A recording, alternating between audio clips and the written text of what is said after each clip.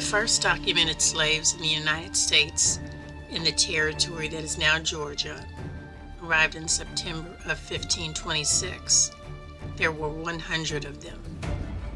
This colony was founded by Lucas Vasquez de Ayllon. A rebellion by the slaves resulted in the destruction of the colony within 2 months of forming, and the slaves fled to join indigenous groups as well as forming groups called the Maroons. The year 1619 is considered the formal beginnings of slavery in the United States, when 20 Africans were seized and brought to Jamestown. It is estimated that a rate of 30,000 people per year were transported in vessels to the U.S. The total number of Africans transported was 12 million, with approximately 11 million actually surviving the journey. By 1825, 25% of the U.S. population was of African descent, and these slaves would build the colonies through indentured and forced labor. It would take more than 200 years for America's debate over the ethics of slavery to culminate in a civil war. There were many precursors to the war, with one of those issues being the opposing views between free and slave states. While the abolition of slavery was an outcome of the war, it was not the initial goal of the war.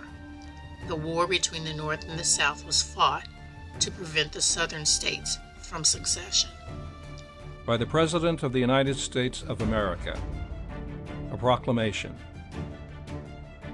Whereas on the 22nd day of September, A.D. 1862, a proclamation was issued by the President of the United States containing, among other things, the following, to wit, that on the first day of January, A.D. 1863, all persons held as slaves within any state or designated part of a state, the people whereof shall then be in rebellion against the United States, shall be then, thenceforward, and forever free. And the executive government of the United States, including the military and naval authority thereof, will recognize and maintain the freedom of such persons, and will do no act or acts to repress such persons, or any of them, in any efforts they may make for their actual freedom. That the executive will, on the first day of January aforesaid, by proclamation, designate the states and parts of states, if any, in which the people thereof, respectively, shall then be in rebellion against the United States, and the fact that any state or the people thereof shall on that day be in good faith represented in the Congress of the United States by members chosen thereto at elections, wherein a majority of the qualified voters of such states shall have participated, shall, in the absence of strong countervailing testimony, be deemed conclusive evidence that such state and the people thereof are not then in rebellion against the United States.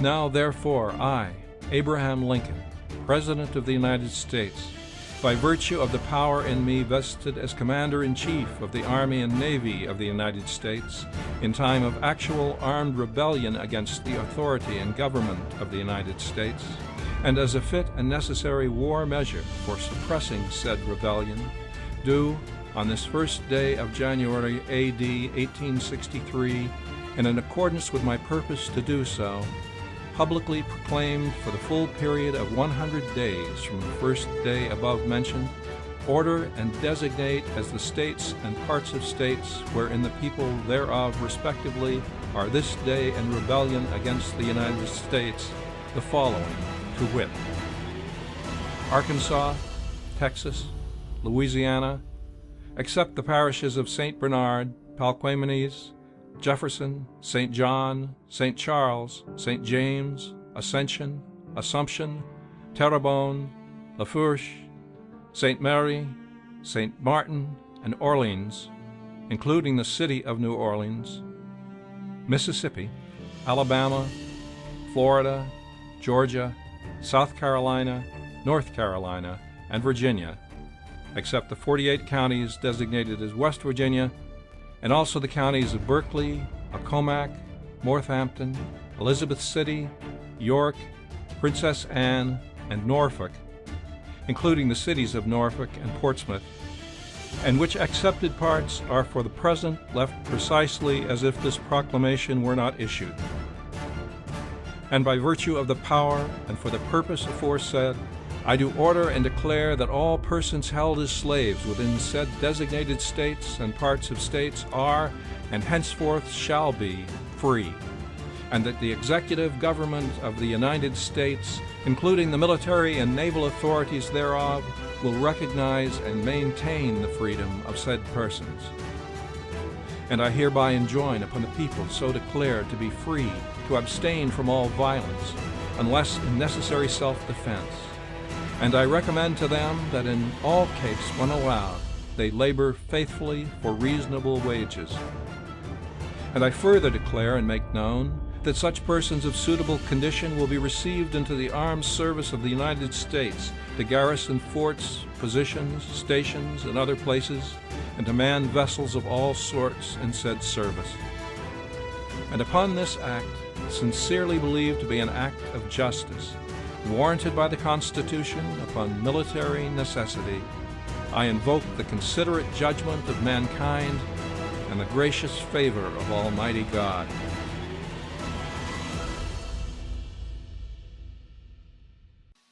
While the Emancipation Proclamation went into effect in 1863, there were areas still under heavy Confederate control who refused to honor the terms of the Emancipation Proclamation.